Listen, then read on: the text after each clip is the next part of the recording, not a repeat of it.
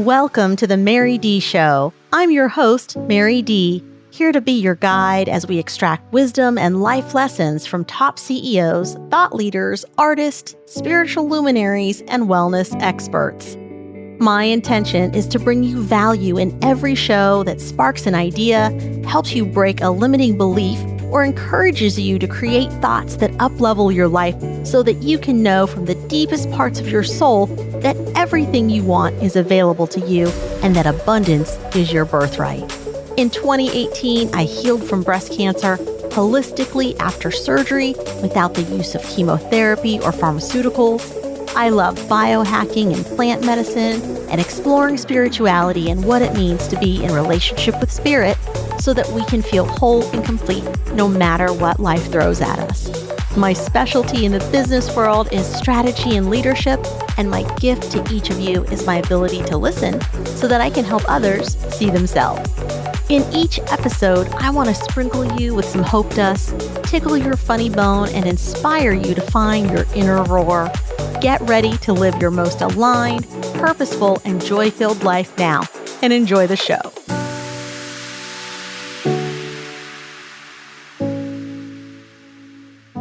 Alex J. Moscow is someone I have known for years, have had the pleasure of working together with, and getting a very front row seat to his life. May 6th, 2008, and I was asleep, and I was woken up by my window to my bedroom shattering, and my door got kicked down, and 4 men with SWAT gear and assault rifles came into my room, and across their chest it said DEA, and I was thrown on the floor. I was arrested. As I was sitting in the backseat of not a cop car, like all black, probably not an Escalade, but like SUV DEA. Wow. Like it was intense. Legit. Yeah, it was legit. As I was in the backseat of that cop car, I just had to think of like, how did I get here? Oh, I went into college with a 4.4 GPA, had super loving parents who like loved me and did the best they could to really provide an amazing childhood to grow up in and a loving family. And they did an incredible job at that. And I'm sitting in the backseat of this DEA car, handcuffed, and I just can't help but think like, how did I get here?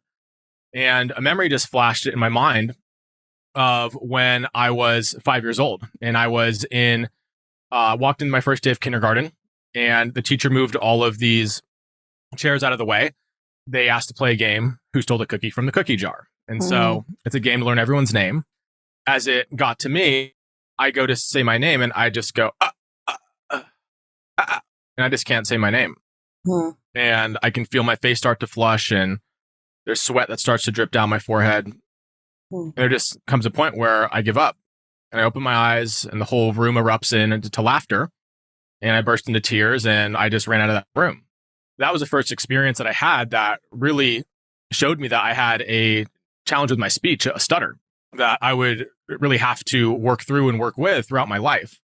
I obviously didn't know that at that point. I was just, the emotion was just so intense. I didn't know what to do besides just cry and run away.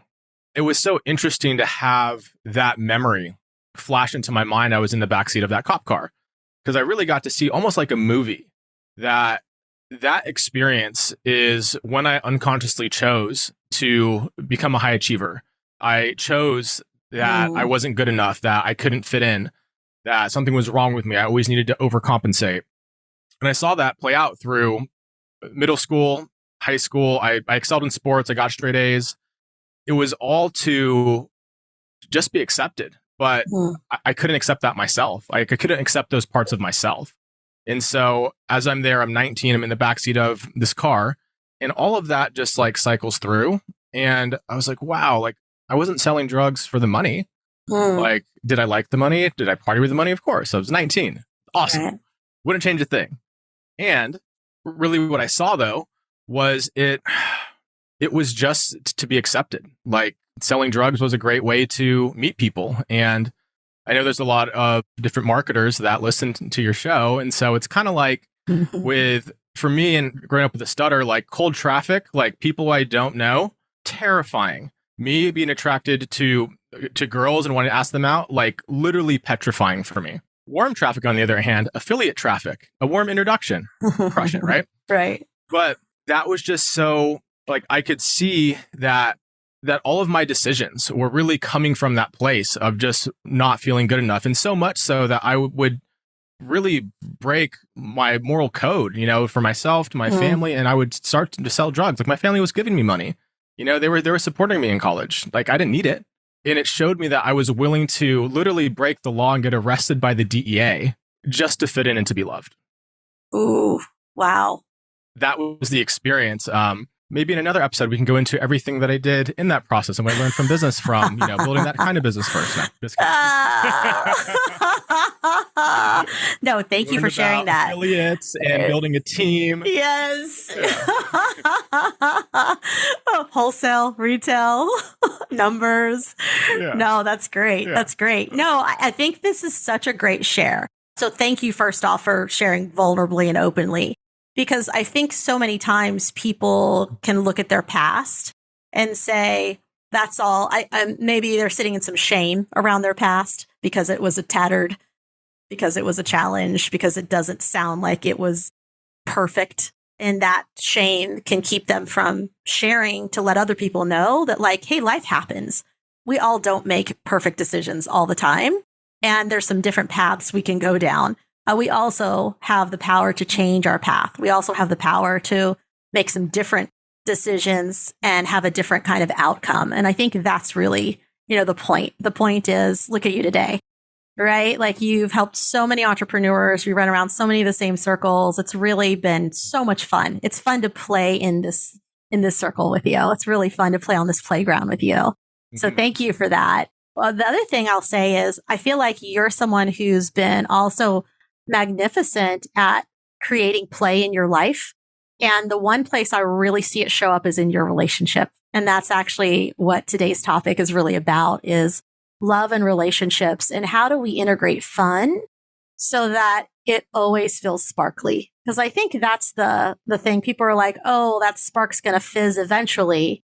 It's like, okay, but can we respark? Like, what does that look like? And also, clearing resentments. I feel like you are a pro at this in your relationship, that you and Jennifer have this nailed down. And I would love for you to share that today with folks, because what I want to tell everyone is Alex is going to share probably about stacks. Can we talk about stacks? Yes. Mm-hmm.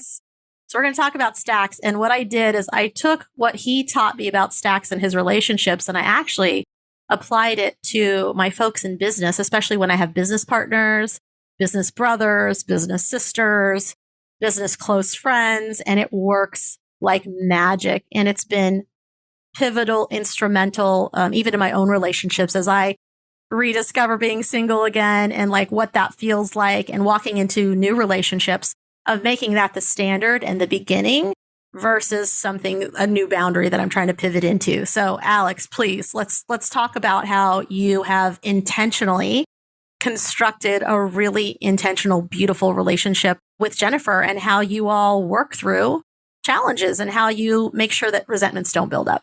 I would say my favorite, talking about my relationship with Jennifer, is definitely my favorite topic to talk about. It's the most incredible thing I've ever experienced in my life. It's so catalytic. It's so abundant. It's so profitable. It's so intimate and connective. It's everything. Like, it blows my mind every day. We've been together almost 6 years. Next month, we have been together for 6 years, and it keeps getting better every day. I want to start by sharing, though, that this is just my own experience in my relationship, and really listen from the lens of take the stuff that works and leave what doesn't. I would also challenge you, if the things that you think aren't going to work, to really see what's underneath that. And if it's like feels true for you and it feels aligned, that no, that's not something that I want to do, great. But if you feel that and it feels stretchy because you know that it's uncomfortable, then the invitation is to do it, because that's really at the ethos of my relationship with Jennifer, is growth. We have a values-driven, vision-driven relationship, and the values are so important. So one of our top values is growth, and we have similar set of values, and those values can change over. We've been together for 6 years, and sometimes the values are similar, but the priority of what is first sometimes changes. Like, we are engaged right now. We're getting married this year. So there's going to be a shift in alignment in our values, which reflects our life, which reflects how we interact with our inner circle of friends, which reflects our calendar, what we say yes to, what we say no to. So the values piece is super important. And I believe one of the key core energetics of our relationship is growth. And we love growth. And we also know that growth and comfortability are polar opposites. So we lean into those. And there's something that I forget if Jennifer or I shared it, but I'm going to give her the credit. I think she said it, where we know that we're going to work through our shit in any relationship, and working through all of my own stuff with her is the person that I want to work through my stuff with the rest of my life. So, she came up with the concept. I'm just reiterating it because it just feels so true. So we have the hard conversations fast so that there's ease and there's grace in our relationship. And we're both entrepreneurs. We both run separate companies. We have collaborated on a couple of different projects and companies as well. So there's a lot that goes on in our relationship. We live together. We have separate offices in our house. We both work from home. We are going to a lot of events. We are really active in our community here in Austin. We host parties and events. We go to parties and all sorts of stuff, right? Mm-hmm. So I share all that just to give some context. We're two incredibly busy entrepreneurs, and we always make time for our relationship. And that's why it works. Yep. Like, we both have the same all-inness on our individual growth. I'm a stand for her growth. She's a stand for my growth. And then we're a stand for our growth as a couple together. There's so much magic in that. And people see it and they feel it. And it's fucking work. Yeah. But it's the best, most rewarding kind of work. I think a key distinction of what I find, especially in my relationship with Jennifer, is there's just such a level of respect on each side. Awesome. Thanks for that, Alex. Thanks for being our guest today. I love you, man. I think you're just a super amazing human, and cheers to being friends. Love you too, Mary. Thanks so much for having me. It's been a blast. Thank you for joining us on today's show. I hope that today's session inspires you to live an aligned life where you get to take complete ownership of your feelings and decisions to live in your truth. You can connect with me more at www.maryd.com. You can also catch us on YouTube at The Mary D Show. Head on over to Instagram and Facebook and type in @TheMaryD and just look for the little blue check to ensure you're on my official page.